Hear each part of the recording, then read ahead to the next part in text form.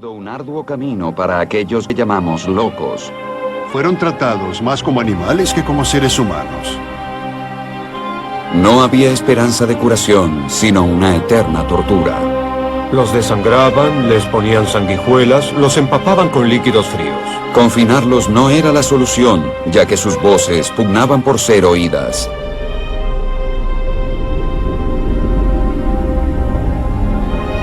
Este tratamiento causa violentas reacciones musculares en todo el cuerpo. Pero surgió una nueva era. ¿La terapia con drogas será finalmente la solución para los enfermos mentales? Locura.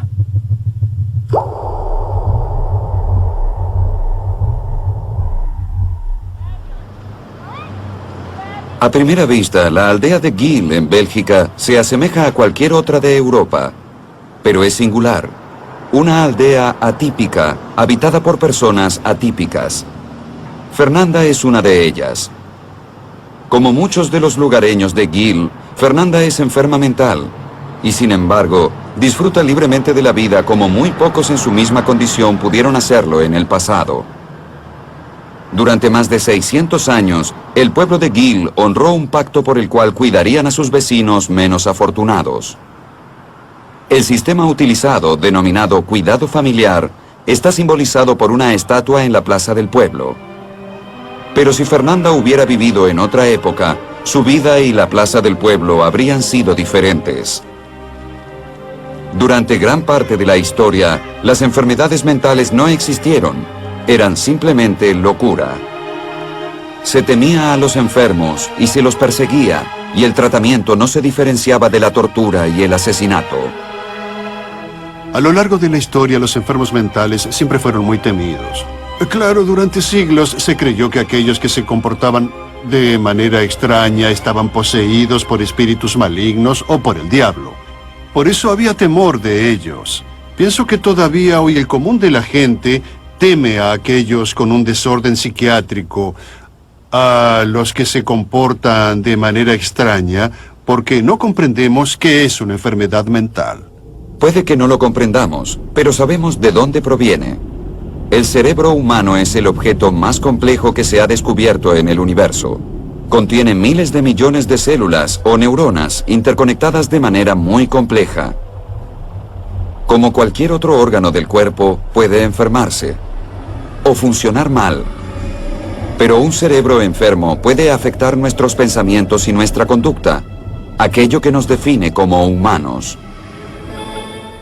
Nuestros antepasados, al no conocer el cerebro, atribuían la locura a fuerzas externas, sobrenaturales y oscuras que irrumpían en la mente y enloquecían a la infortunada víctima. La forma más antigua de liberarlas dio lugar al primer procedimiento quirúrgico. La trepanación era común entre las culturas que creían que lo único que necesitaba una mente contaminada era un poco de aire fresco. Los demonios que aullaban dentro de la cabeza eran liberados sencillamente perforando un orificio.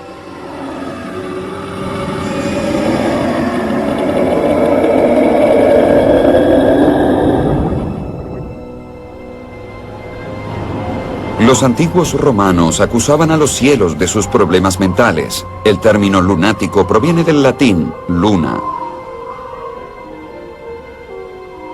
Ellos sabían mucho sobre lunáticos, pues casi siempre había uno en el poder.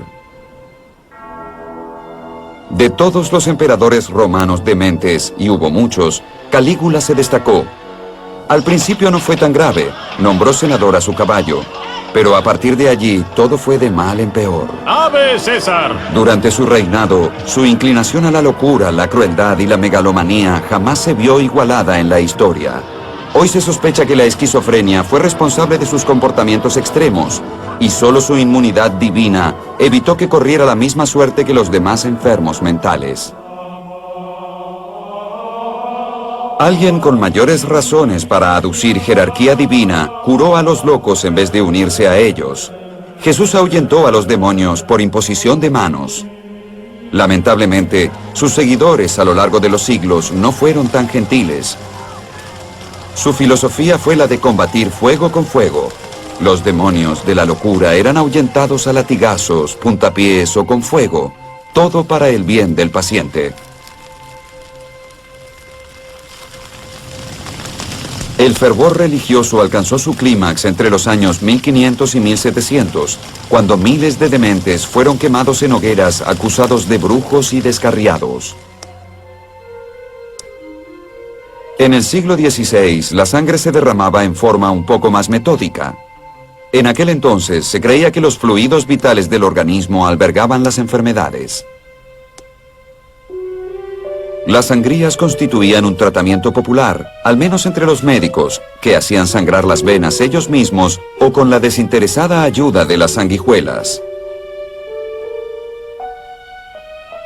Cuando no conseguían sanguijuelas o veían que éstas no iban a servir, se usaban sanguijuelas artificiales, las ventosas. A pesar de ser una práctica de más de 2500 años de antigüedad, aún se aplican ventosas en los balnearios de salud en Finlandia. Había otros métodos de purga aún más extraños. Un irlandés diseñó la caja giratoria de O'Halloran en Europa, que luego se llevó a los Estados Unidos. Lo que se hacía era sujetar al individuo a la silla y hacerlo girar. Pertenece a la época en que se creía que la mayoría de las enfermedades, incluyendo las mentales, eran transportadas por la sangre. Haciendo girar a la persona, la fuerza centrífuga impulsaría la sangre impura desde el cerebro a los brazos y los dedos. Y si además vomitaban, era otra forma más de purgar los fluidos dañinos. Pero la máxima expresión de este arte era el sillón tranquilizador, que combinó la perversidad de todos los demás métodos en una sola tortura para los enfermos mentales. Los amarraban por períodos de hasta 6 meses. Los hacían sangrar, les ponían sanguijuelas, los empapaban con líquidos fríos, les colocaban bolsas de hielo en los pies y les echaban líquidos calientes en la cabeza con la sola idea de volverlos a la realidad. Frente a semejante abuso generalizado, no era de sorprender que un santuario para enfermos mentales tuviera tanto éxito. Durante más de 600 años, Gil es un lugar sagrado para los dementes, y el hogar de su patrona, Santa Dymphna. La historia es un relato de incesto, asesinato y milagros.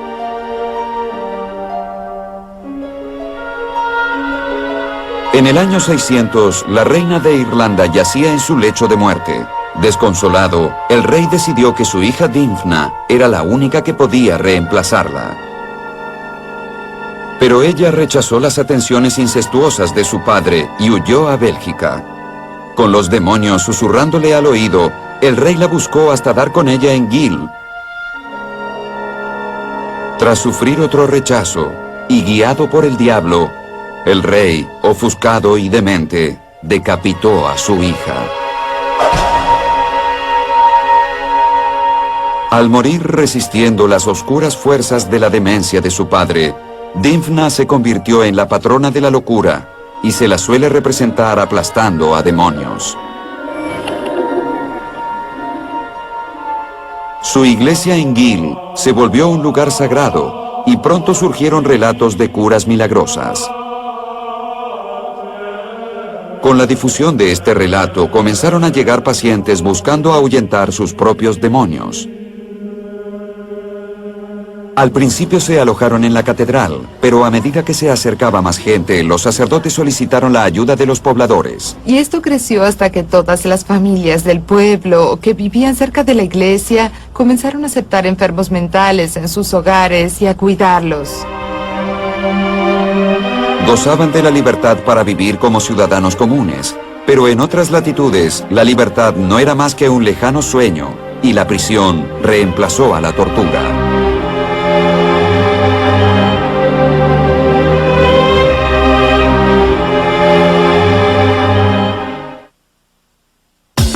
Misterios médicos.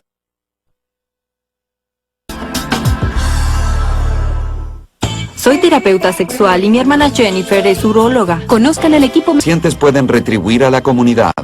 El taller de bicicletas permite que la mitad de Gil pueda trasladarse.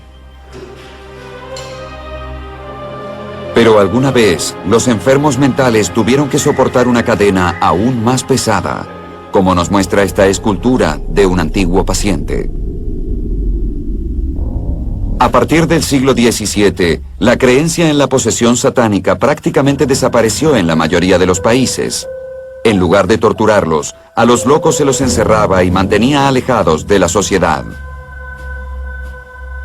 El nombre de esa prisión se convirtió en uno de los términos más infames y aberrantes del idioma.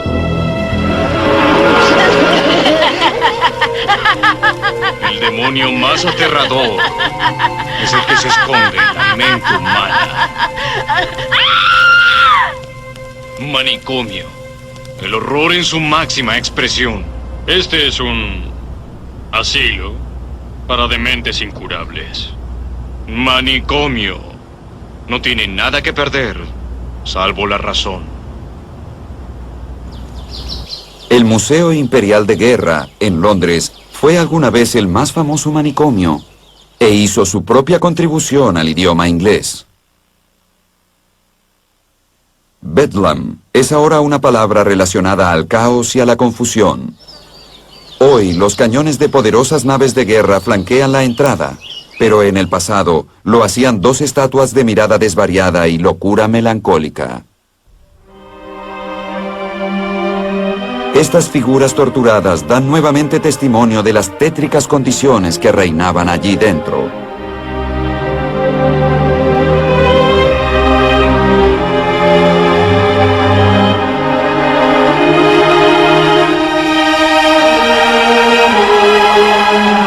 Esto está documentado en un cuadro de 1735 de William Hogarth, El progreso de Reich. Muestra escenas que son literalmente de locura. Pacientes sucios y trastornados vagando libremente sin control por los caóticos pabellones donde probablemente pasaban la vida entera. El cuadro muestra otro de los oscuros secretos del manicomio, dos espectadores mirando la escena por pura diversión. Hace 200 años, en el mismo lugar donde hoy las familias visitan el Museo de Guerra como esparcimiento, sus antepasados recorrían los mismos corredores con idéntico motivo. Los manicomios y sus infortunados moradores eran una forma popular de divertimento para los europeos del siglo XVIII. Los manicomios franceses eran igualmente deplorables. En 1790, el médico Philippe Pinel estaba a cargo de Bicêtre, el hospital para enfermos mentales de París. Lo que vio lo horrorizó.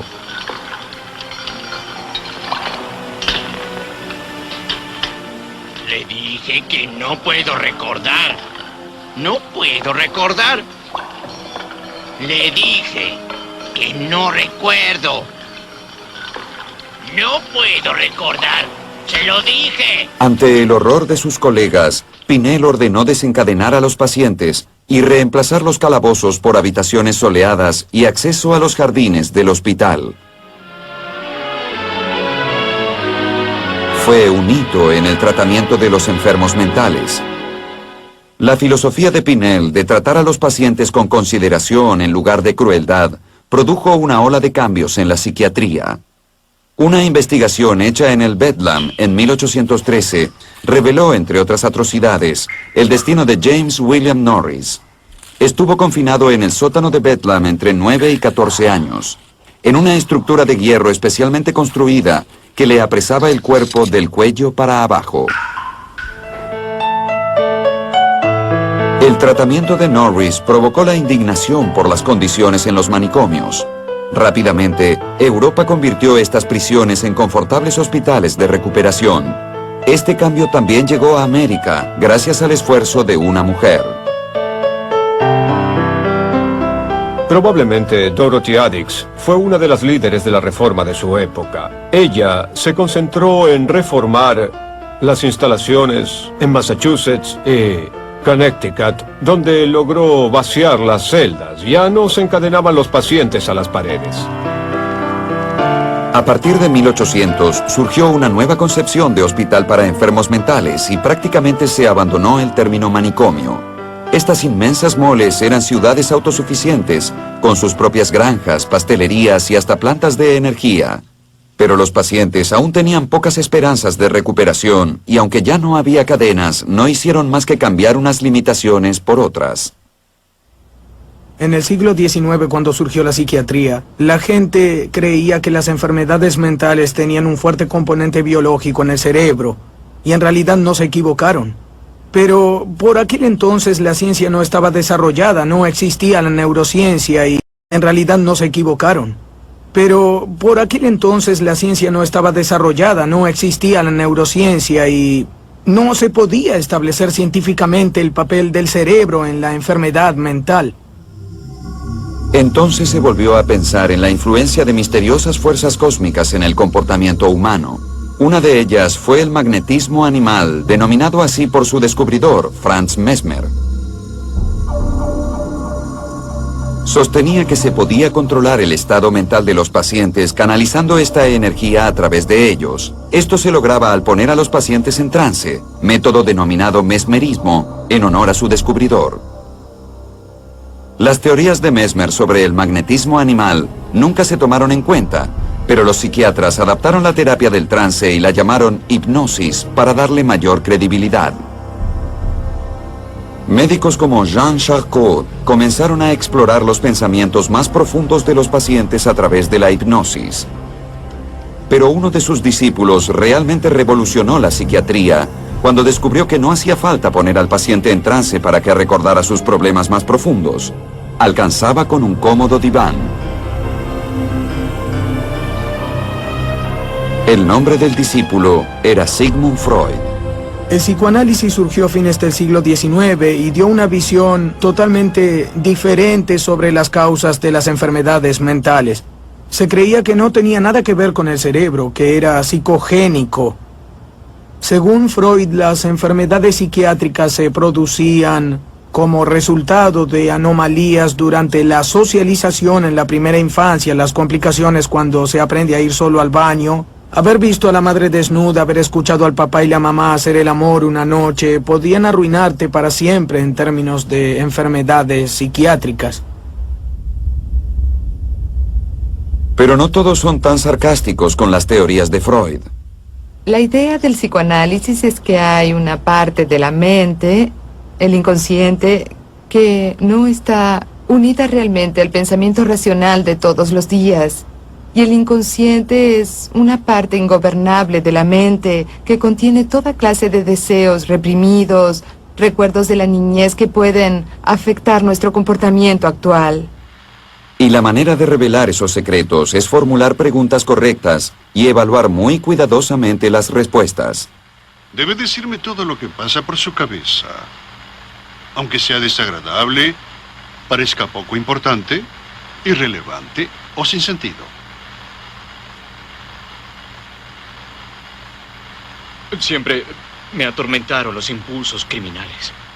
Lo insólito es que tanta gente tenga opiniones encontradas sobre Freud y nunca leyeron un solo trabajo suyo.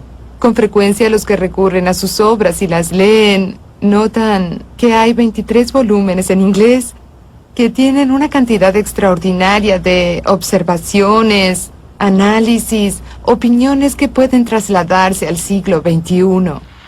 Inconscientemente, omitió que le debe dinero a la empleada del correo, porque eso le trae a la memoria conflictos dolorosos que no quiere recordar. Si bien el psicoanálisis fue útil para los ricos y neuróticos, no servía para los pacientes gravemente enfermos de los atestados hospitales. A ellos les esperaba un choque eléctrico.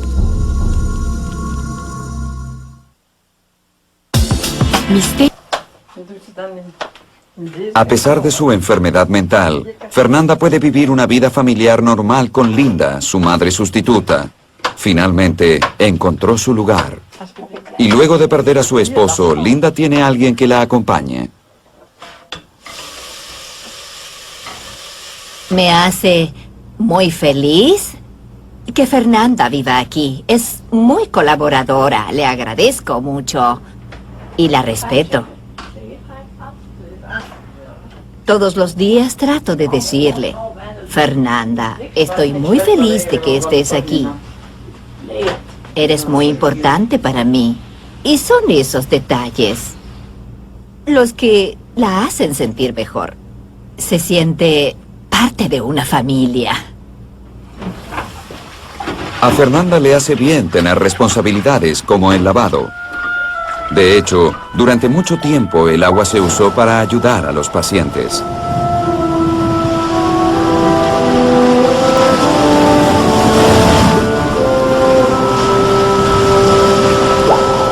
En los albores del siglo XX se volvió a recurrir a los elementos para tratar a los enfermos mentales. La hidroterapia se basaba en colocar al paciente perturbado en agua caliente hasta calmarlo. Una cura realmente efectiva, como bien sabemos quienes disfrutamos de un baño caliente. Sin embargo, esto representaba la más sofisticada de todas las posibilidades. Durante muchos años, los pacientes recibían mucha agua, pero poca terapia. En la mayoría de los casos, la hidroterapia tenía por finalidad conmocionar en lugar de calmar, el equivalente a una bofetada para sacar a los pacientes de su locura. Los pecados morales y espirituales de la locura se limpiaban con la saludable práctica de colocarse gorras de baño y mojarse mutuamente con mangueras.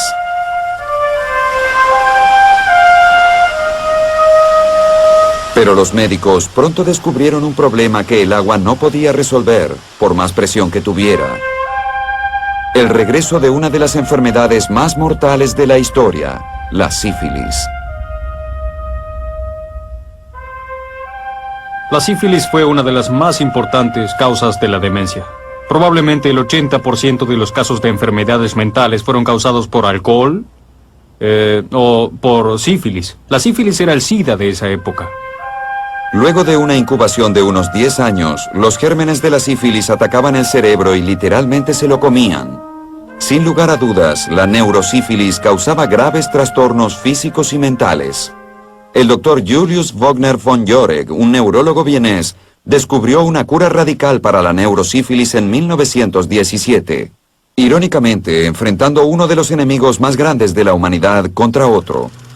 La malaria causa más muertes que ninguna otra enfermedad, pero von Jauregg descubrió que esta podía curar además de matar. Descubrió que al inyectar una cepa benigna de malaria en los enfermos con neurosífilis, se producía una fiebre que mataba los gérmenes de la sífilis. Los efectos eran asombrosos. Pacientes que habían estado postrados con alucinaciones, temblores y discapacidades motrices se curaban por completo en pocas semanas. Por primera vez en la historia se descubrió un tratamiento específico para una enfermedad mental específica. Este fue el primer indicio que tuvo la neurociencia de que un tratamiento físico actuando sobre el cerebro curaría o podría mejorar la condición del paciente.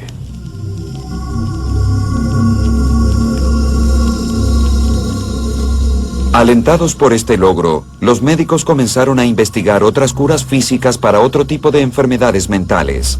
El primer objetivo fue la esquizofrenia. Los médicos sabían desde hacía tiempo que los pacientes con convulsiones epilépticas raramente eran esquizofrénicos. Basados en esta observación, los psiquiatras llegaron a otra gran conclusión. Entonces se pensó que si las convulsiones se podían provocar artificialmente, esto podría curar la esquizofrenia. El primer método que se probó fue inyectar insulina a los pacientes. La insulina es la hormona responsable de mantener el nivel de glucosa en sangre, y una sobredosis produce insuficiencia en las células del cerebro. Rápidamente le siguen convulsiones y un coma profundo. Pero también parecía que ese choque mejoraba a los pacientes. No contribuyó a curar la esquizofrenia, pero descubrieron que los pacientes que sufrían de depresión repentinamente se sentían eufóricos, se sentían mucho mejor. De esta manera se convirtió en un tratamiento para depresiones graves. Otra droga para provocar convulsiones, llamada Metrazol, era más barata, rápida y potente que la insulina. Demasiado potente, como luego se comprobó, ya que cerca de la mitad de los pacientes inyectados sufrieron fracturas de columna. Ambas drogas eran difíciles de controlar. Se les daba insulina y para detener las convulsiones se les inyectaba glucosa. Si eso no se hace bien, el paciente puede morir, ¿correcto? El metrazol es aún más peligroso. Los médicos necesitaban un modo más prolijo de provocar las convulsiones, un modo más controlado. Luego de tratar a los enfermos mentales con fuego y con agua, los médicos se volcaron a otra de las fuerzas elementales, la electricidad. Los médicos de la antigua Roma aprovechaban su poder colocando rayas eléctricas sobre la cabeza del enfermo. Al aturdimiento producido por esos choques lo denominaban narcos o sueño, de donde proviene el término narcótico. En los siglos XVIII y XIX, los científicos trataron de controlar la electricidad y el magnetismo a través de medios artificiales, a menudo con resultados alarmantes. Se aplicaban choques moderados a los músculos y nervios, pero no lograban poner una sonrisa en el rostro de los pacientes. En 1937, dos médicos italianos se inspiraron en los animales que eran aturdidos en el matadero local, algo irónico considerando lo que les esperaba. Desarrollaron un método para aplicar choques potentes en la cabeza de los seres humanos. Ese procedimiento se conoció con el nombre infame de terapia de electrochoque. Este fue el mejor método de terapia de choque que se eligió. Entonces el uso de la insulina y el metrazol fue eliminado. El electrochoque se adoptó en todo el mundo y se convirtió en el tratamiento común para muchas enfermedades graves, especialmente la depresión aguda.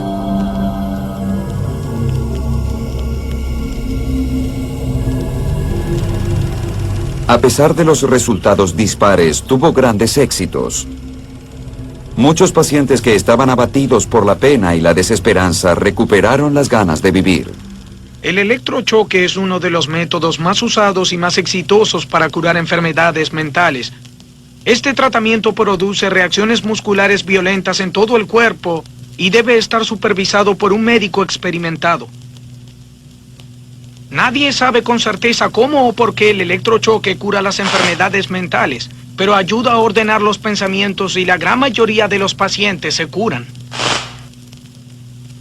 Desgraciadamente, el propio éxito del electrochoque fue su derrota, ya que se usó por demás e inevitablemente hubo abusos.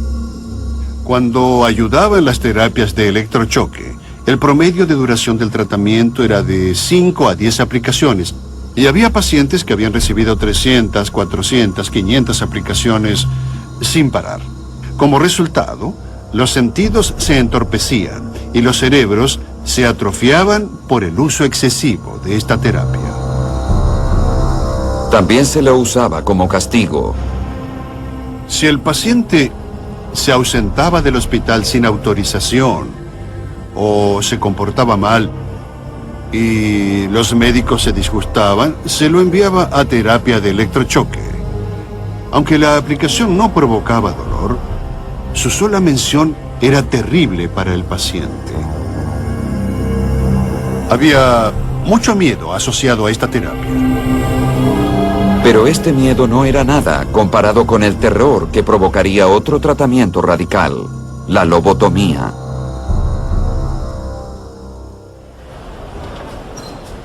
Es casi imposible saber quién es enfermo mental y quién no en la vida diaria de los habitantes de Gil. Y a ellos no les importa. Por desgracia, siempre se juzga a la mayoría de la gente por su apariencia. Cuanto más invisible es algo, como una enfermedad mental, más tenemos que hacerla visible. En la Edad Media hay una serie de imágenes muy duras que tienen que ver con el aspecto de los enfermos mentales.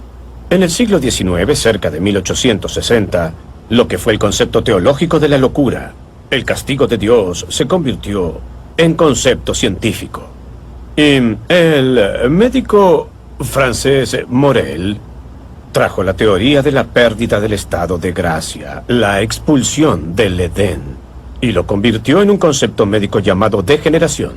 El loco es degenerado y lleva en su rostro los signos de esa degeneración. Se retrotraen a las primeras etapas de desarrollo de la especie humana, lucen primitivos, y así se inició una ciencia sobre la insanía, una ciencia capaz de identificar al loco. A fines del siglo XIX existían atlas. como atlas geográficos, pero con imágenes de locos, que nos permitían comparar la imagen con el paciente y poder decir, esta persona tiene depresión, esta otra tiene melancolía, porque esa persona se parece mucho a un depresivo.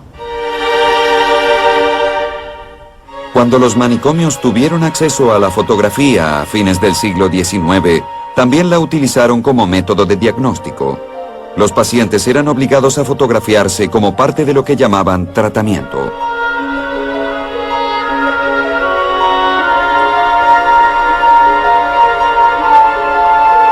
Pero no solo se utilizó la vista como uno de los sentidos para diagnosticar. No solo se utilizó la vista como uno de los sentidos para diagnosticar la enfermedad mental. Un método aún más extraño involucró al tacto.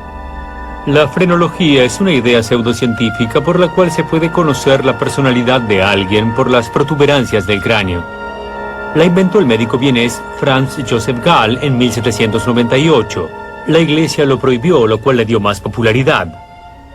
La gran ventaja era que la gente creía que los locos tenían el demonio dentro y ellos lo expulsarían a golpes.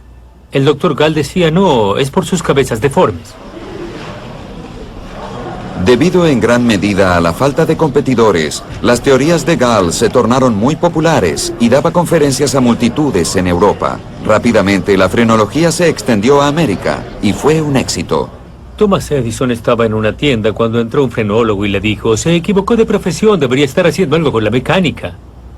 Y según la historia, sea o no verdadera, se hizo mecánico por esa razón, pero mucha gente consideró a la frenología en el 1800 y principios del 1900 como una verdadera ciencia y como un medio para descubrir la personalidad. Todos querían saber cómo eran en realidad. A medida que la tecnología avanzaba, la medición manual de las formas craneanas se tornó obsoleta y la frenología se automatizó. En 1925, un discípulo en Superior, Wisconsin, comenzó a construir una máquina para medir la forma del cráneo y la llamó psicógrafo.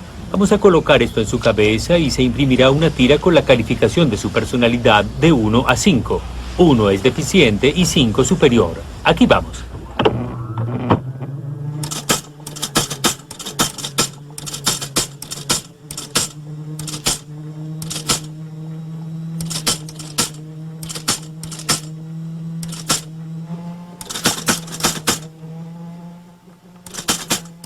Por más ridículo que hoy nos parezca, Gall estaba próximo a la verdad. Se comprobó que hay determinadas funciones que están localizadas en zonas específicas de la cabeza, pero la comprobación definitiva fue consecuencia de un extraño accidente que llevó a la psiquiatría por un camino particularmente peligroso. En 1847, un trabajador llamado Phineas Gage construía una vía cerca de Vermont. Su tarea era colocar cartuchos de dinamita en orificios con una vara de hierro. Un día dio un golpe demasiado fuerte y la dinamita explotó, expulsando la vara que le atravesó la cabeza. Entró por la mejilla y salió por el cráneo, destruyendo a su paso el lóbulo frontal izquierdo del cerebro.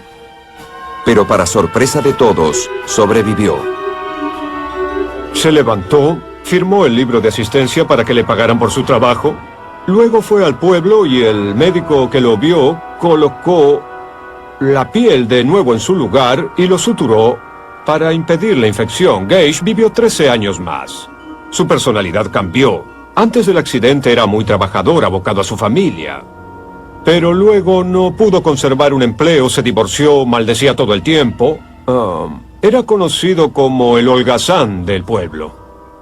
100 años después, un neurólogo portugués llamado Egas Moniz redescubrió la historia de Gage mientras investigaba cómo controlar a sus pacientes más violentos. Y alguien mencionó el cambio de personalidad que tuvo Gage. Pasó de ser amable a insoportable. ¿Por qué no podían revertir esto?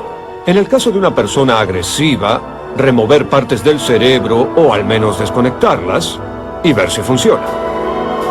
Moniz desarrolló el método de perforar el cráneo insertando un fino instrumento para cortar cuidadosa y estratégicamente la conexión entre el lóbulo frontal y el resto del cerebro. Esto se conoció como lobotomía frontal. Los resultados iniciales fueron asombrosos. Pacientes muy agresivos o violentos respondían milagrosamente a este tratamiento. A Moniz, esto le valió el Premio Nobel de Medicina en 1949. Aún después de este gran reconocimiento, fue cauteloso con su descubrimiento.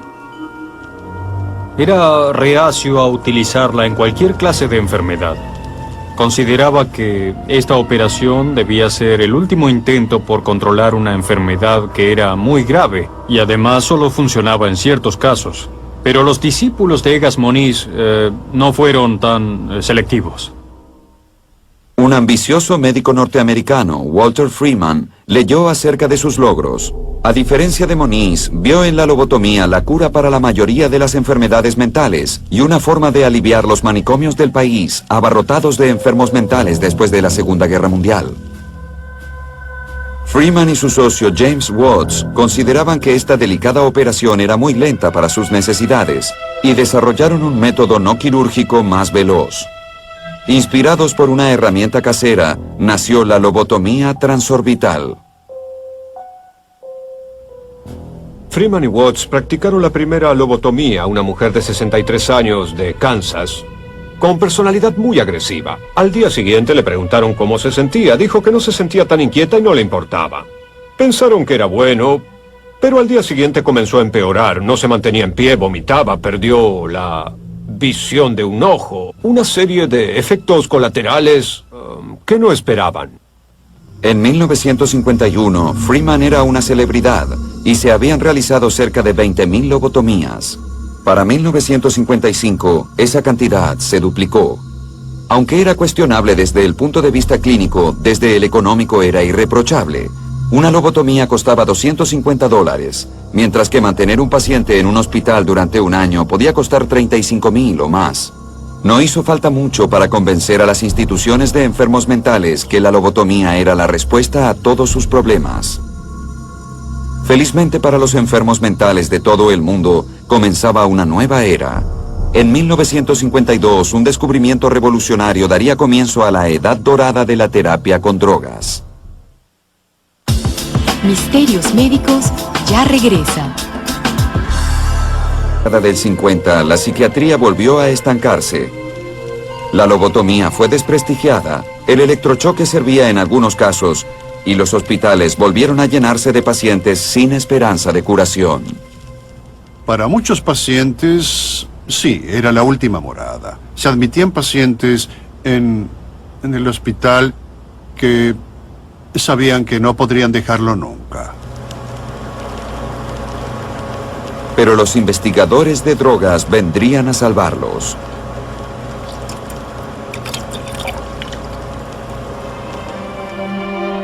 El tratamiento de los enfermos mentales con drogas o fármacos se llama psicofarmacología. Desde tiempos remotos, los médicos reconocen los poderes curativos de hierbas tales como la hierba de San Juan para la depresión, y la medicina moderna está redescubriendo muchas de sus facultades. La primera transfusión de sangre que se recuerda fue de una vaca a un enfermo mental violento en París en 1667. Se esperaba poder transmitir al paciente la tranquilidad del animal. No hace falta decir que no tuvo un final feliz.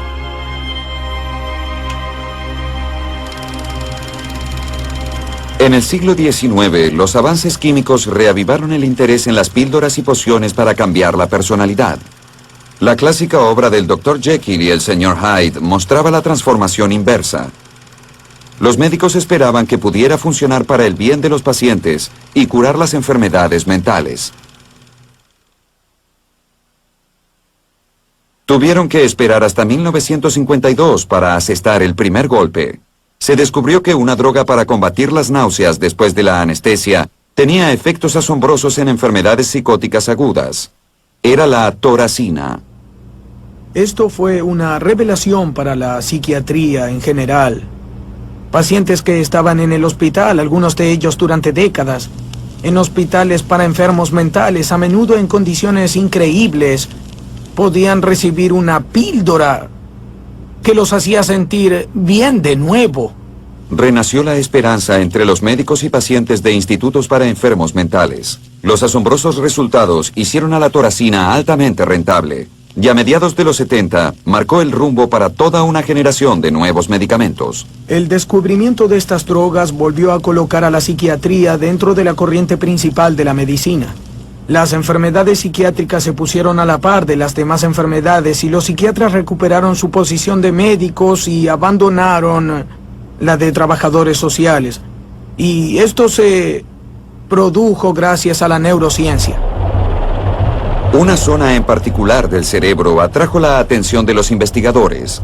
A pesar de que las células cerebrales o neuronas transmiten señales unas a otras, no están físicamente conectadas. Los impulsos nerviosos se transfieren químicamente a través de esa brecha por los neurotransmisores. Uno en particular está asociado con la depresión, la serotonina.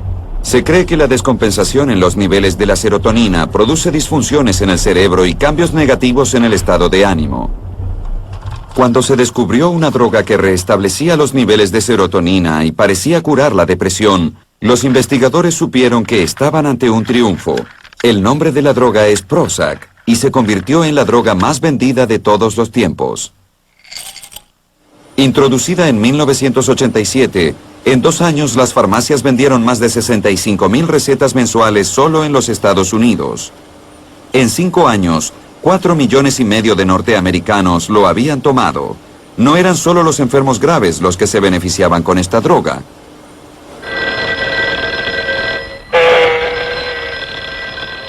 Rápidamente, los antidepresivos y tranquilizantes atrajeron a gente que no estaba enferma. Solo se sentían desdichados y estresados. Pasó a ser conocida como psicofarmacología cosmética. En casos de tensión y problemas nerviosos, ahora los médicos recetan medicamentos. Hacen que aquellos que se sienten a punto de abandonarlo todo estén listos para recomenzar, que digan adiós a los pensamientos oscuros y reciban el bálsamo de un cielo despejado. Habrá menos gente nerviosa e insomne cuando aprendamos a relajarnos. Esta es tal vez la mayor ironía de la historia de la medicina. Fuimos de los días en que el tratamiento era tan terrible que nadie quería estar mentalmente enfermo, hasta hoy, que muchos de nosotros confesamos estar enfermos para poder recibir la felicidad en una píldora fácil de tragar. Pero al mismo ritmo que aumentó el número de drogas, fueron subiendo las enfermedades mentales a tratar por ellas. En el comienzo, solo hubo locura. A ella se sumó más tarde la melancolía, la manía y la afección moral. En 1930, el psicólogo alemán Emo Kraepelin acuñó los términos esquizofrenia y depresión maníaca. Y desde entonces, se le han unido otras descripciones de nuestros temores y problemas más profundos.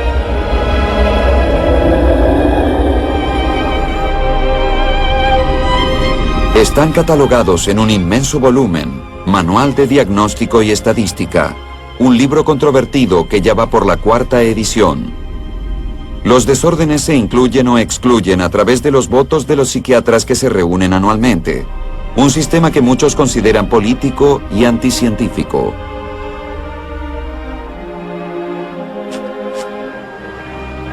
Por lo menos desapareció una controversia.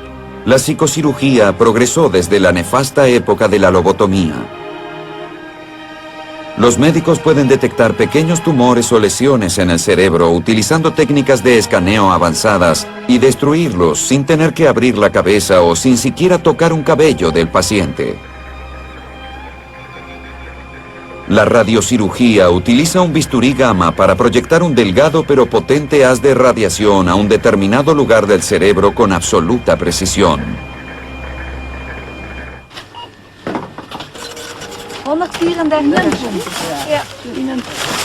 Segura en Gill, Fernanda es afortunada al vivir en una sociedad instruida y tolerante, y estamos empezando a aprender la lección que nos brindan.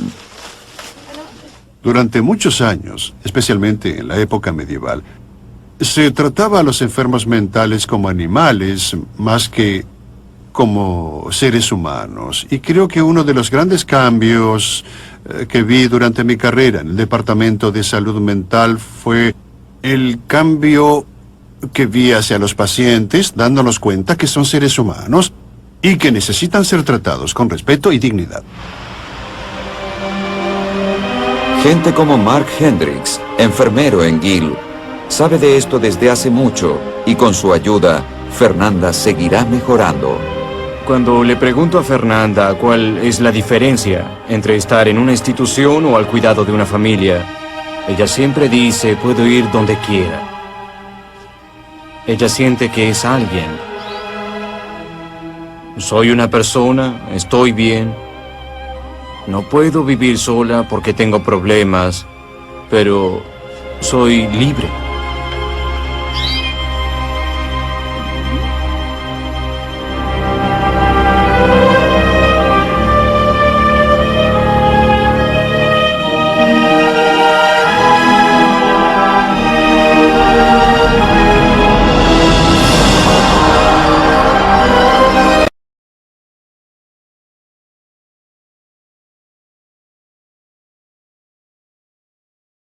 Un arduo camino para aquellos que llamamos locos.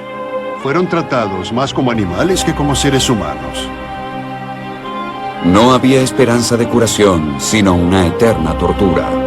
Los desangraban, les ponían sanguijuelas, los empapaban con líquidos fríos.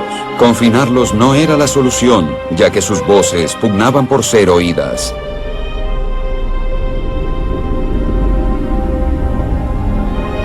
Este tratamiento causa violentas reacciones musculares en todo el cuerpo. Pero surgió una nueva era. ¿La terapia con drogas será finalmente la solución para los enfermos mentales? Locura.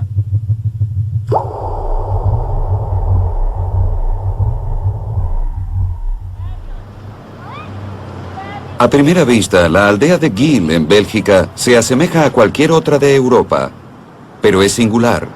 Una aldea atípica, habitada por personas atípicas. Fernanda es una de ellas. Como muchos de los lugareños de Gill, Fernanda es enferma mental, y sin embargo, disfruta libremente de la vida como muy pocos en su misma condición pudieron hacerlo en el pasado. Durante más de 600 años, el pueblo de Gill honró un pacto por el cual cuidarían a sus vecinos menos afortunados. El sistema utilizado, denominado cuidado familiar, está simbolizado por una estatua en la plaza del pueblo. Pero si Fernanda hubiera vivido en otra época, su vida y la plaza del pueblo habrían sido diferentes. Durante gran parte de la historia, las enfermedades mentales no existieron. Eran simplemente locura. Se temía a los enfermos y se los perseguía, y el tratamiento no se diferenciaba de la tortura y el asesinato. A lo largo de la historia, los enfermos mentales siempre fueron muy temidos. Claro, durante siglos se creyó que aquellos que se comportaban de manera extraña estaban poseídos por espíritus malignos o por el diablo. Por eso había temor de ellos.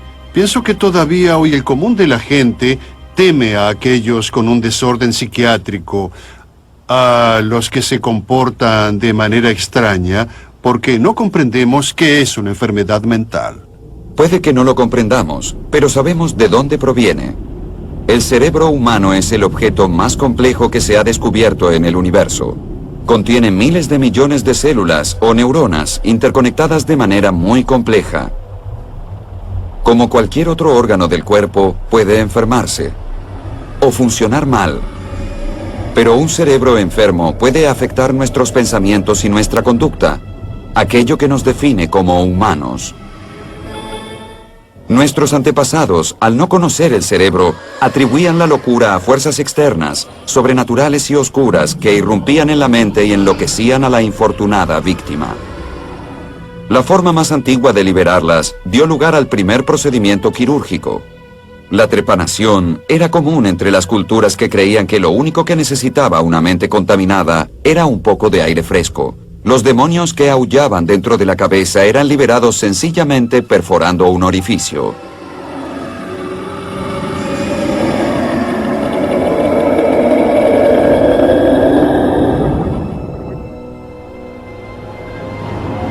Los antiguos romanos acusaban a los cielos de sus problemas mentales. El término lunático proviene del latín luna.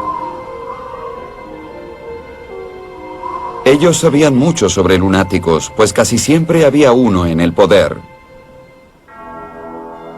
De todos los emperadores romanos dementes, y hubo muchos, Calígula se destacó. Al principio no fue tan grave, nombró senador a su caballo, pero a partir de allí todo fue de mal en peor. ¡Ave César! Durante su reinado, su inclinación a la locura, la crueldad y la megalomanía jamás se vio igualada en la historia. Hoy se sospecha que la esquizofrenia fue responsable de sus comportamientos extremos, y solo su inmunidad divina evitó que corriera la misma suerte que los demás enfermos mentales. Alguien con mayores razones para aducir jerarquía divina curó a los locos en vez de unirse a ellos. Jesús ahuyentó a los demonios por imposición de manos. Lamentablemente, sus seguidores a lo largo de los siglos no fueron tan gentiles. Su filosofía fue la de combatir fuego con fuego. Los demonios de la locura eran ahuyentados a latigazos, puntapiés o con fuego, todo para el bien del paciente. El fervor religioso alcanzó su clímax entre los años 1500 y 1700, cuando miles de dementes fueron quemados en hogueras acusados de brujos y descarriados. En el siglo XVI, la sangre se derramaba en forma un poco más metódica. En aquel entonces se creía que los fluidos vitales del organismo albergaban las enfermedades. Las sangrías constituían un tratamiento popular, al menos entre los médicos, que hacían sangrar las venas ellos mismos o con la desinteresada ayuda de las sanguijuelas. Cuando no conseguían sanguijuelas o veían que éstas no iban a servir, se usaban sanguijuelas artificiales, las ventosas.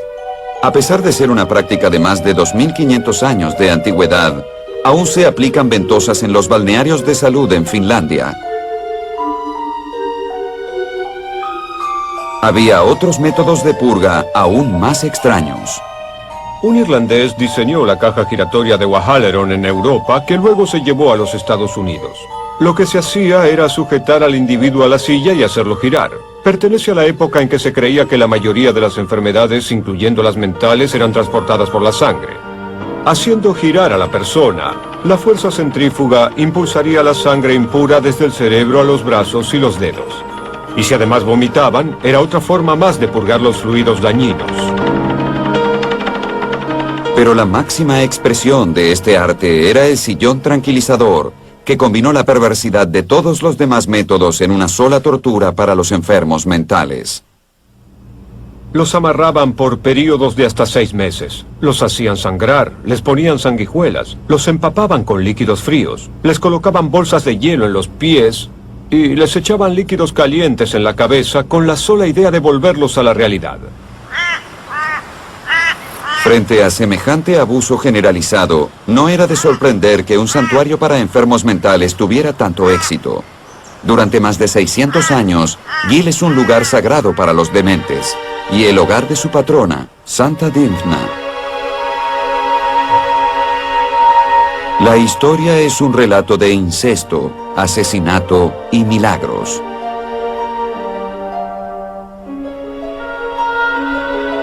En el año 600, la reina de Irlanda yacía en su lecho de muerte. Desconsolado, el rey decidió que su hija Dymphna era la única que podía reemplazarla. Pero ella rechazó las atenciones incestuosas de su padre y huyó a Bélgica. Con los demonios susurrándole al oído, el rey la buscó hasta dar con ella en Gil. Tras sufrir otro rechazo y guiado por el diablo, el rey, ofuscado y demente, decapitó a su hija. Al morir resistiendo las oscuras fuerzas de la demencia de su padre, Dymphna se convirtió en la patrona de la locura y se la suele representar aplastando a demonios. Su iglesia en Gil se volvió un lugar sagrado y pronto surgieron relatos de curas milagrosas. Con la difusión de este relato, comenzaron a llegar pacientes buscando ahuyentar sus propios demonios. Al principio se alojaron en la catedral, pero a medida que se acercaba más gente, los sacerdotes solicitaron la ayuda de los pobladores. Y esto creció hasta que todas las familias del pueblo que vivían cerca de la iglesia comenzaron a aceptar enfermos mentales en sus hogares y a cuidarlos. Gozaban de la libertad para vivir como ciudadanos comunes, pero en otras latitudes, la libertad no era más que un lejano sueño, y la prisión reemplazó a la tortura.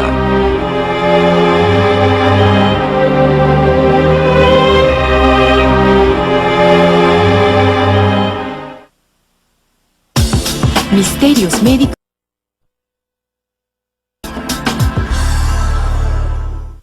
Soy terapeuta sexual y mi hermana Jennifer es uróloga. Conozcan el equipo. Pacientes pueden retribuir a la comunidad. El taller de bicicletas permite que la mitad de Gil pueda trasladarse. Pero alguna vez, los enfermos mentales tuvieron que soportar una cadena aún más pesada, como nos muestra esta escultura de un antiguo paciente. A partir del siglo XVII, la creencia en la posesión satánica prácticamente desapareció en la mayoría de los países. En lugar de torturarlos, a los locos se los encerraba y mantenía alejados de la sociedad. El nombre de esa prisión se convirtió en uno de los términos más infames y aberrantes del idioma.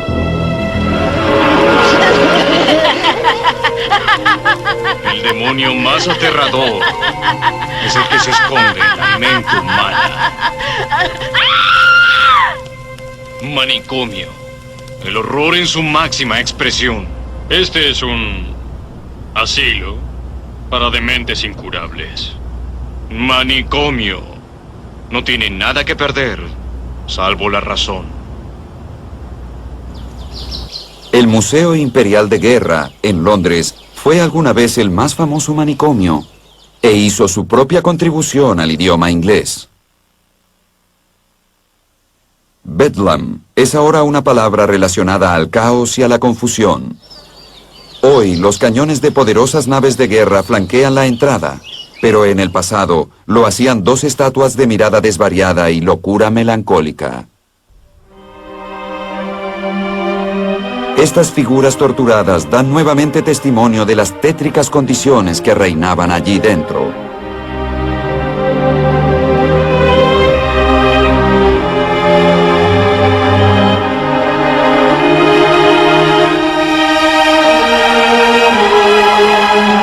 Esto está documentado en un cuadro de 1735 de William Hogarth, El progreso de Rake. Muestra escenas que son literalmente de locura. Pacientes sucios y trastornados vagando libremente sin control por los caóticos pabellones donde probablemente pasaban la vida entera. El cuadro muestra otro de los oscuros secretos del manicomio, dos espectadores mirando la escena por pura diversión. Hace 200 años, en el mismo lugar donde hoy las familias visitan el Museo de Guerra como esparcimiento, sus antepasados recorrían los mismos corredores con idéntico motivo. Los manicomios y sus infortunados moradores eran una forma popular de divertimento para los europeos del siglo XVIII. Los manicomios franceses eran igualmente deplorables. En 1790, el médico Felipe Pinel estaba a cargo de Bicêtre, el hospital para enfermos mentales de París. Lo que vio lo horrorizó.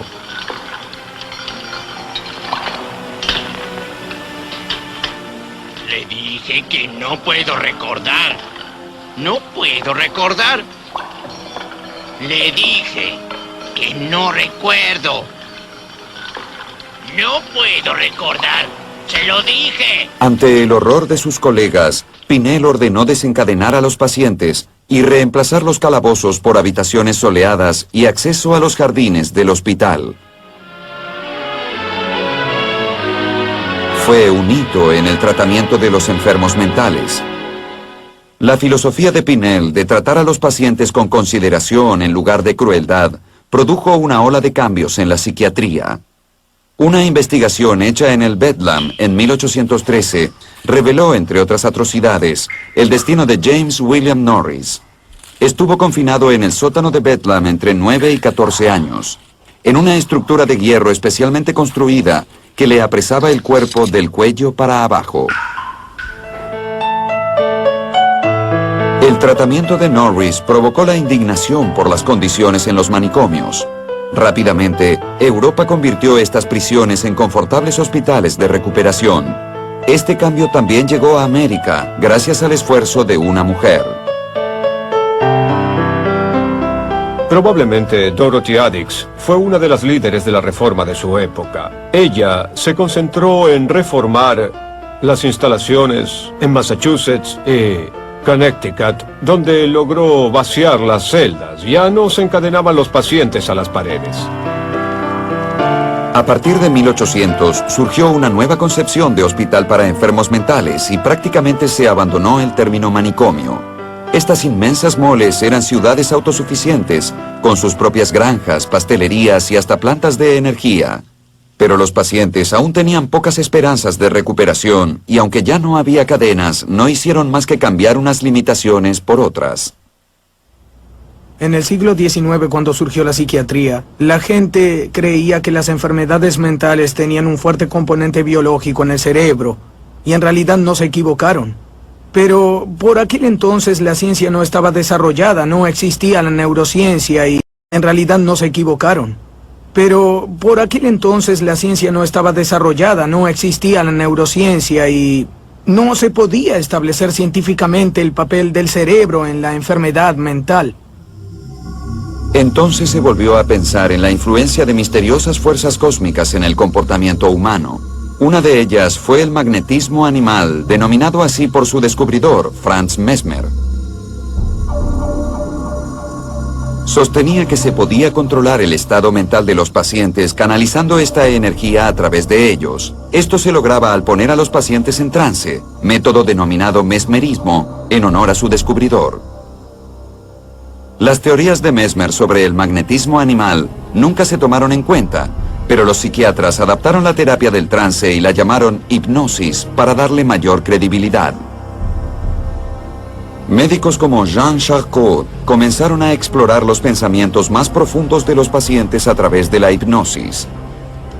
Pero uno de sus discípulos realmente revolucionó la psiquiatría cuando descubrió que no hacía falta poner al paciente en trance para que recordara sus problemas más profundos. Alcanzaba con un cómodo diván. El nombre del discípulo era Sigmund Freud. El psicoanálisis surgió a fines del siglo XIX y dio una visión totalmente diferente sobre las causas de las enfermedades mentales. Se creía que no tenía nada que ver con el cerebro, que era psicogénico.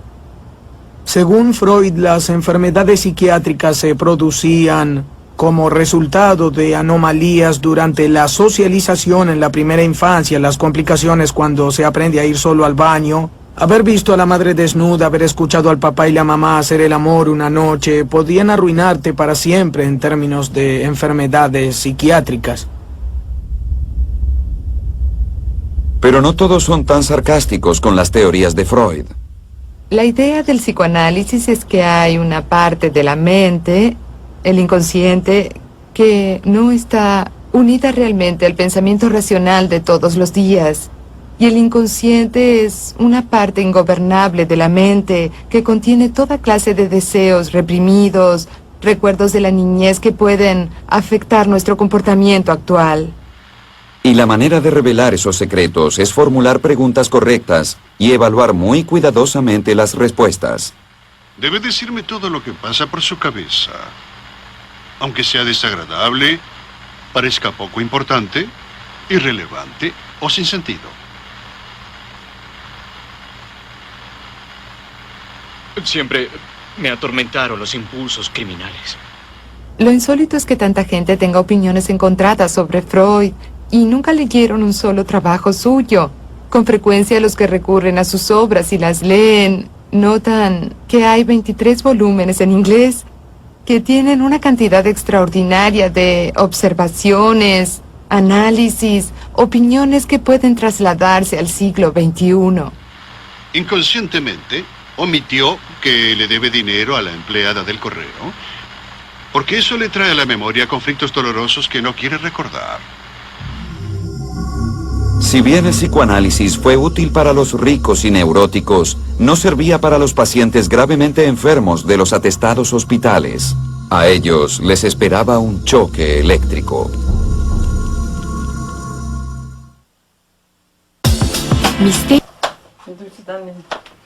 A pesar de su enfermedad mental, Fernanda puede vivir una vida familiar normal con Linda, su madre sustituta.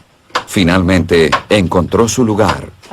Y luego de perder a su esposo, Linda tiene a alguien que la acompañe. Me hace muy feliz que Fernanda viva aquí. Es muy colaboradora, le agradezco mucho y la respeto. Todos los días trato de decirle, Fernanda, estoy muy feliz de que estés aquí. Eres muy importante para mí. Y son esos detalles los que la hacen sentir mejor. Se siente parte de una familia. A Fernanda le hace bien tener responsabilidades como el lavado. De hecho, durante mucho tiempo el agua se usó para ayudar a los pacientes.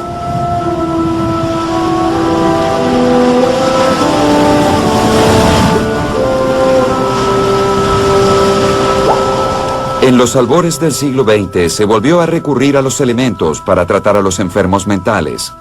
La hidroterapia se basaba en colocar al paciente perturbado en agua caliente hasta calmarlo. Una cura realmente efectiva, como bien sabemos quienes disfrutamos de un baño caliente. Sin embargo, esto representaba la más sofisticada de todas las posibilidades. Durante muchos años, los pacientes recibían mucha agua, pero poca terapia. En la mayoría de los casos, la hidroterapia tenía por finalidad conmocionar en lugar de calmar, el equivalente a una bofetada para sacar a los pacientes de su locura. Los pecados morales y espirituales de la locura se limpiaban con la saludable práctica de colocarse gorras de baño y mojarse mutuamente con mangueras.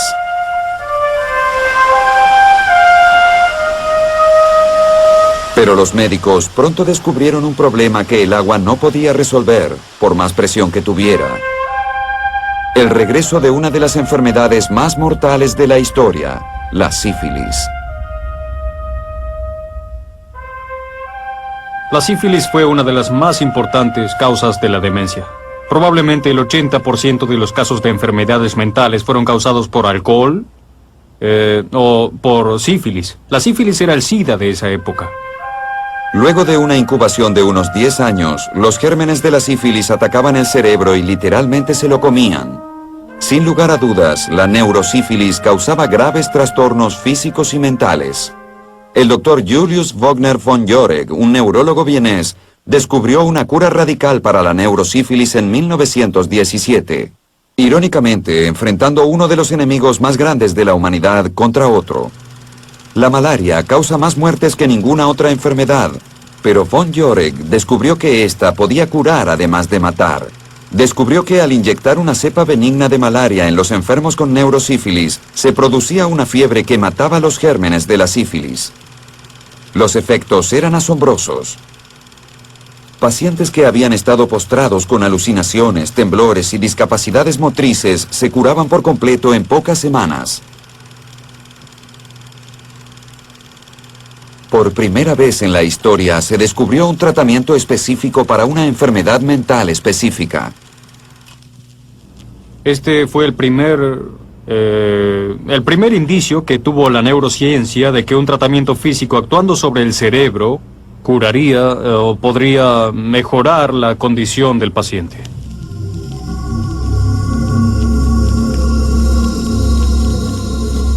Alentados por este logro, los médicos comenzaron a investigar otras curas físicas para otro tipo de enfermedades mentales.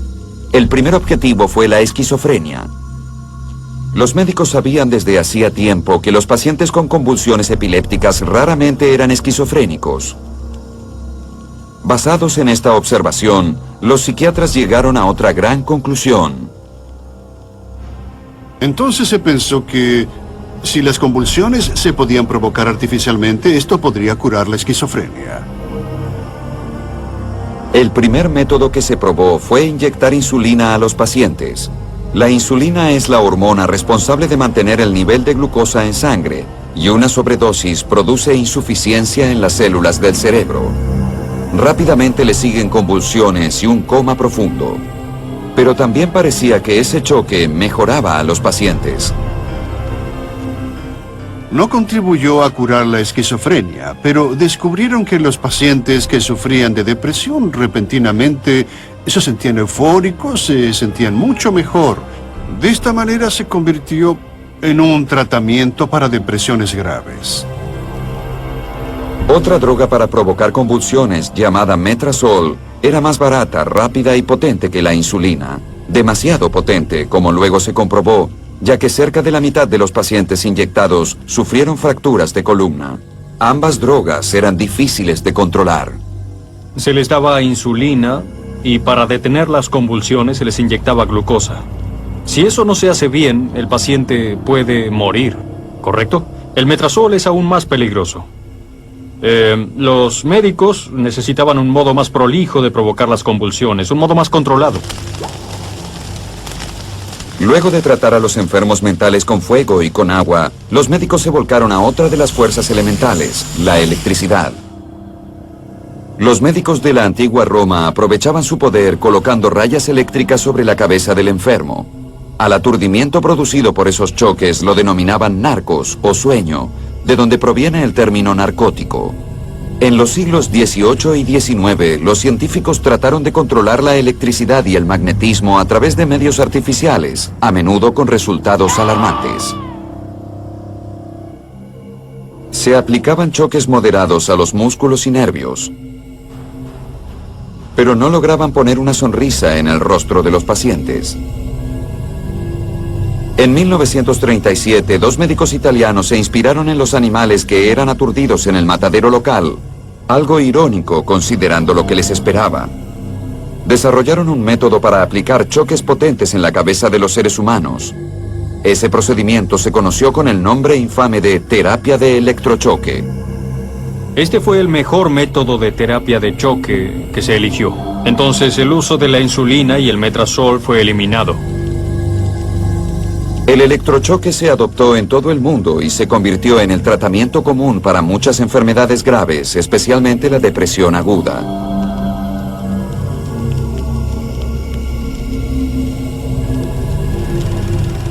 A pesar de los resultados dispares, tuvo grandes éxitos. Muchos pacientes que estaban abatidos por la pena y la desesperanza recuperaron las ganas de vivir. El electrochoque es uno de los métodos más usados y más exitosos para curar enfermedades mentales. Este tratamiento produce reacciones musculares violentas en todo el cuerpo y debe estar supervisado por un médico experimentado. Nadie sabe con certeza cómo o por qué el electrochoque cura las enfermedades mentales, pero ayuda a ordenar los pensamientos y la gran mayoría de los pacientes se curan. Desgraciadamente, el propio éxito del electrochoque fue su derrota, ya que se usó por demás e inevitablemente hubo abusos.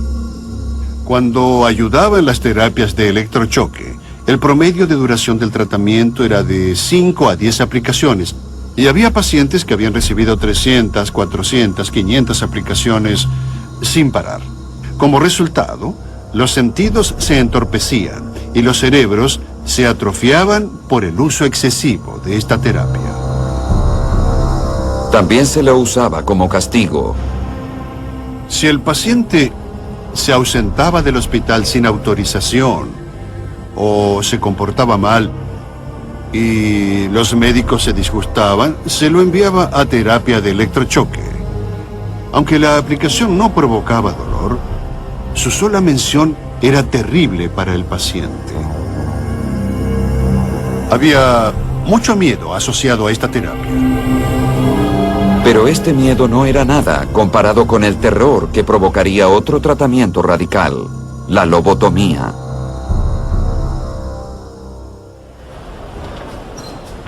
Es casi imposible saber quién es enfermo mental y quién no en la vida diaria de los habitantes de Gil. Y a ellos no les importa. Por desgracia, siempre se juzga a la mayoría de la gente por su apariencia. Cuanto más invisible es algo, como una enfermedad mental, más tenemos que hacerla visible. En la Edad Media hay una serie de imágenes muy duras que tienen que ver con el aspecto de los enfermos mentales. En el siglo XIX, cerca de 1860, lo que fue el concepto teológico de la locura, el castigo de Dios, se convirtió en concepto científico. Y el médico francés Morel trajo la teoría de la pérdida del estado de gracia, la expulsión del Edén, y lo convirtió en un concepto médico llamado degeneración. El loco es degenerado y lleva en su rostro los signos de esa degeneración. Se retrotraen a las primeras etapas de desarrollo de la especie humana, lucen primitivos, y así se inició una ciencia sobre la insanía, una ciencia capaz de identificar al loco. A fines del siglo XIX existían atlas, como atlas geográficos pero con imágenes de locos, que nos permitían comparar la imagen con el paciente y poder decir, esta persona tiene depresión, esta otra tiene melancolía, porque esa persona se parece mucho a un depresivo. Cuando los manicomios tuvieron acceso a la fotografía a fines del siglo XIX, también la utilizaron como método de diagnóstico. Los pacientes eran obligados a fotografiarse como parte de lo que llamaban tratamiento.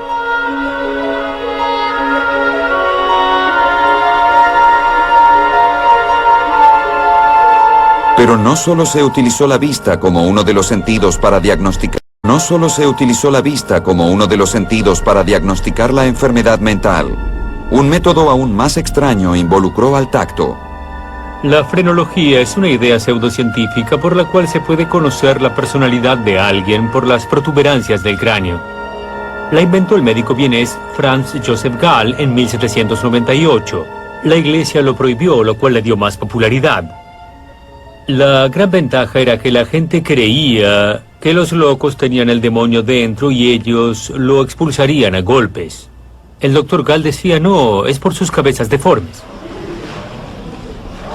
Debido en gran medida a la falta de competidores, las teorías de Gall se tornaron muy populares y daba conferencias a multitudes en Europa. Rápidamente la frenología se extendió a América y fue un éxito.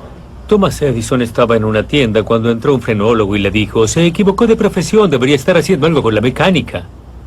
Y según la historia sea o no verdadera, se hizo mecánico por esa razón, pero mucha gente consideró a la frenología en el 1800 y principios del 1900 como una verdadera ciencia y como un medio para descubrir la personalidad.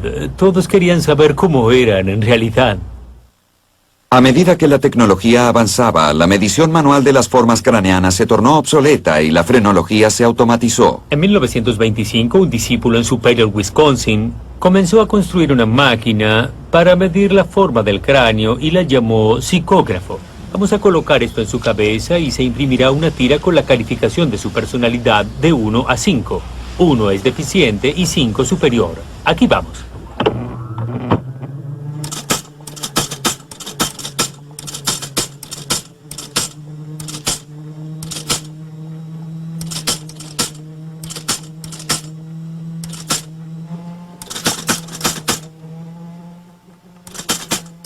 Por más ridículo que hoy nos parezca, Gall estaba próximo a la verdad.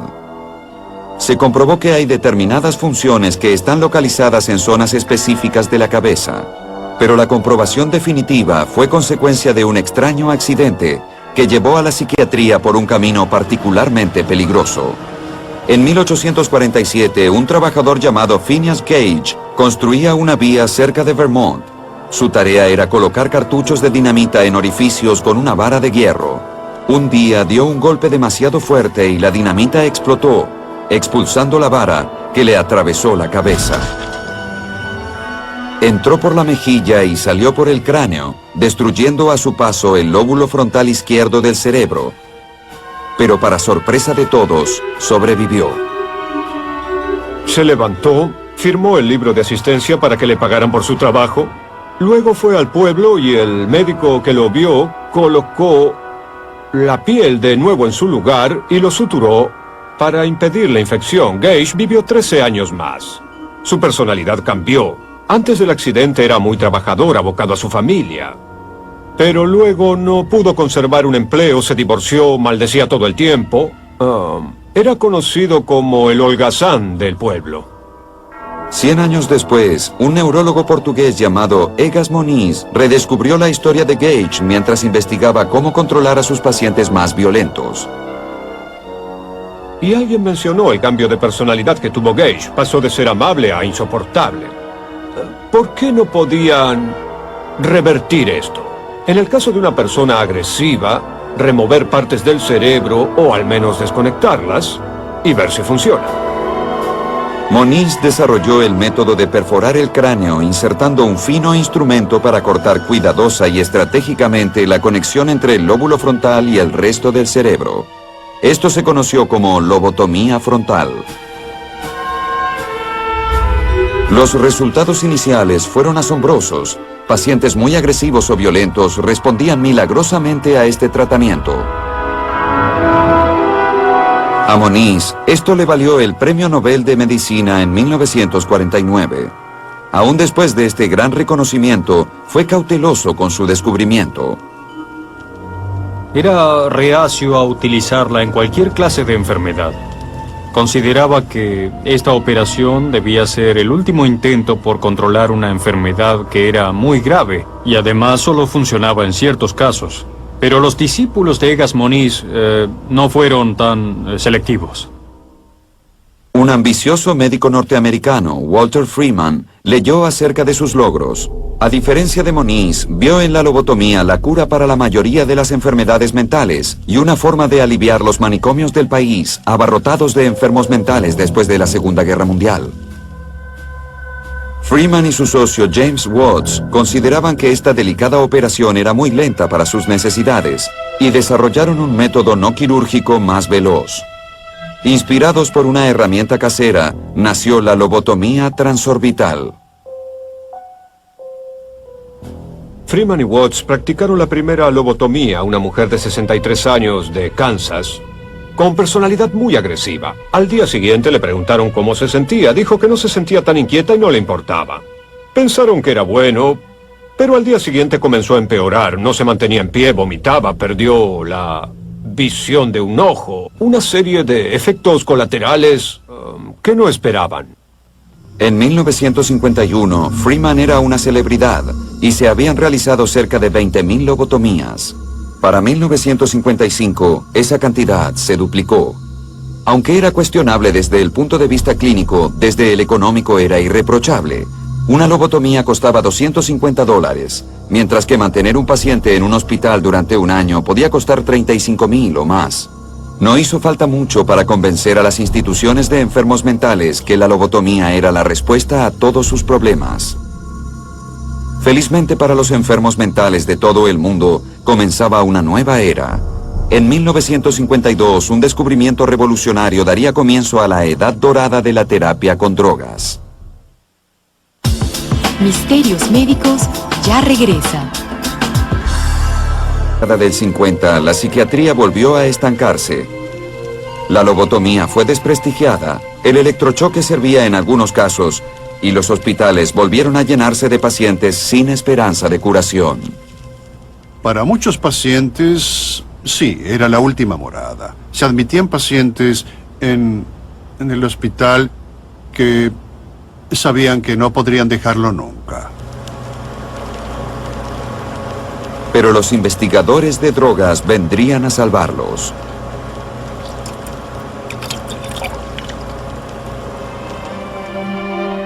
El tratamiento de los enfermos mentales con drogas o fármacos se llama psicofarmacología.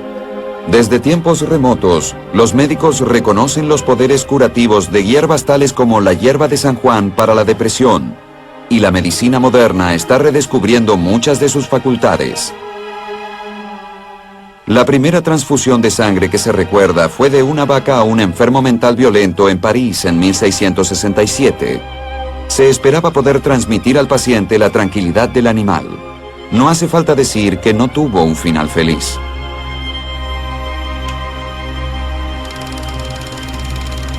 En el siglo XIX, los avances químicos reavivaron el interés en las píldoras y pociones para cambiar la personalidad.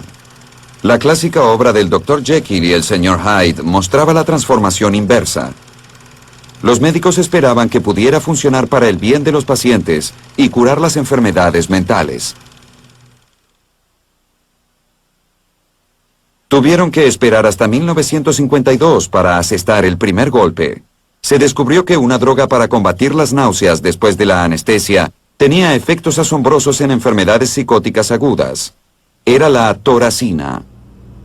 Esto fue una revelación para la psiquiatría en general.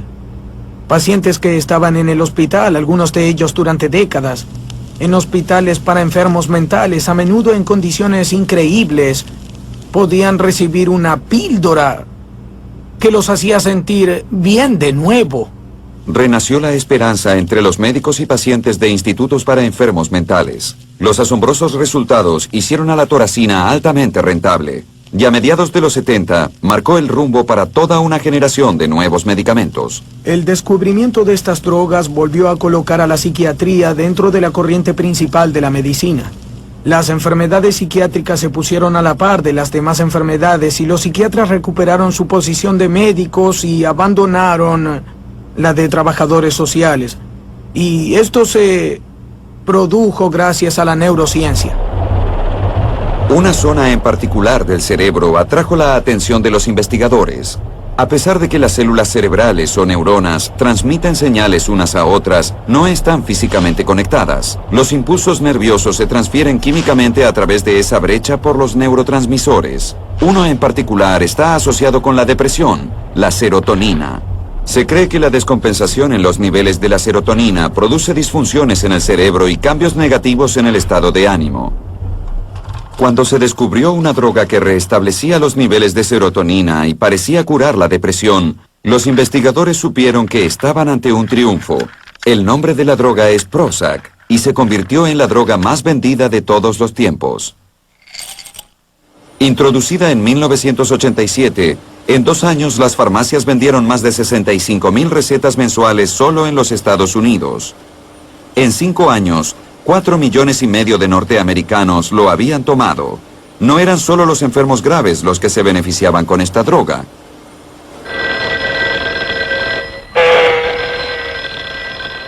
Rápidamente, los antidepresivos y tranquilizantes atrajeron a gente que no estaba enferma.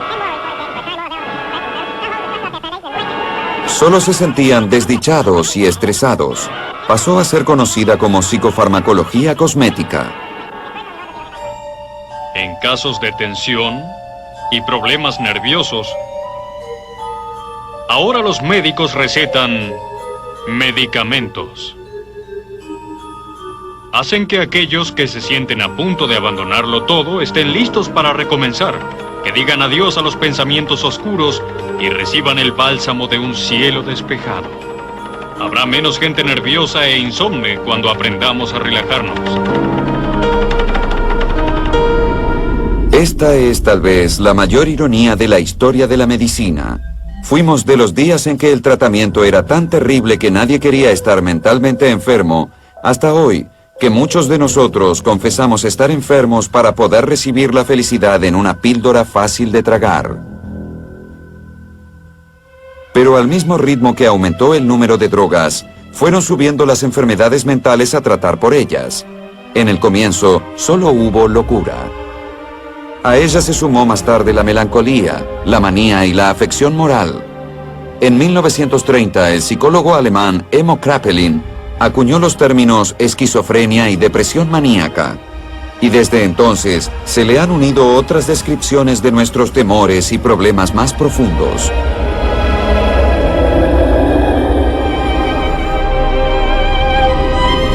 Están catalogados en un inmenso volumen, Manual de Diagnóstico y Estadística, un libro controvertido que ya va por la 4ª edición.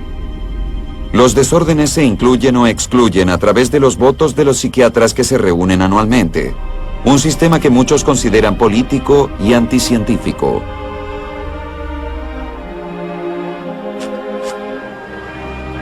Por lo menos desapareció una controversia. La psicocirugía progresó desde la nefasta época de la lobotomía. Los médicos pueden detectar pequeños tumores o lesiones en el cerebro utilizando técnicas de escaneo avanzadas y destruirlos sin tener que abrir la cabeza o sin siquiera tocar un cabello del paciente. La radiocirugía utiliza un bisturí gamma para proyectar un delgado pero potente haz de radiación a un determinado lugar del cerebro con absoluta precisión.